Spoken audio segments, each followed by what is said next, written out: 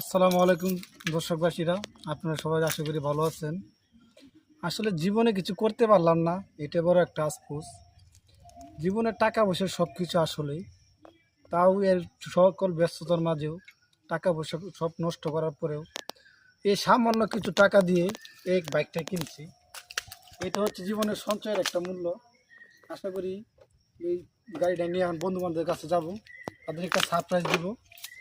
আশা করি তারা অনেক খুশি হবে, কারণ অনেক টাকা পয়সা নষ্ট করার পরে যে একটা বাইক কিনতে পারি, এটা আসলে একটু অনেক বড় বিষয়। আশা করি সবাই আপনার সাথে থাকবেন। আসসালামু আলাইকুম। আমি খেতে গেলাম কাম করি, শুনছি বন্ধু বলে গাড়ি কিনছি।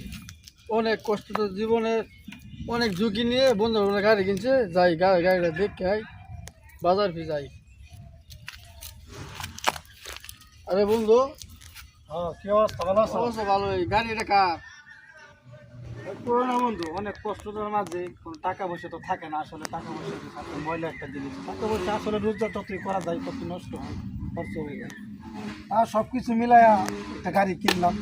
আশা করি তোমাদের কাছে যাইতাম, হয়তো আমি কিছু ওভার যাইতাম তো কাজটা সাইডে। আমরা মনে মনে চেষ্টা করছি যে আমার একটা বন্ধু জীবনে অনেক টাকা পয়সা নষ্ট করছে, সে একটা গাড়ি বলে সফল হওয়ার জন্য গাড়িটা সুন্দর হয়েছে। গাড়িটা হ্যাঁ, টাকা গাড়ি পয়সা কত নিছে?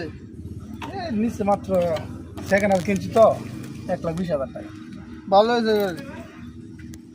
আমরা গরিব গরিব মানুষ, আমরা কিনতে পারি। কারণ আমাদের তো এত সামর্থ্য নাই যে বড় বড় গাড়ি কেনার জন্য। এই সামান্য একটা গাড়ি। আচ্ছা দাও। আচ্ছা, বিকালে আসো তো ঘুরাম না গাড়ি দিয়ে। আচ্ছা ঠিক আছে। বন্ধু, টাকা পয়সা নষ্ট করার পরে এত টাকা কেমনে জমাইলো? আমার লোক দিয়ে চলে। দেখ, আল্লাহ কপালা দিছে, অথবা পরিশ্রমের টাকা দিয়ে কিনছে।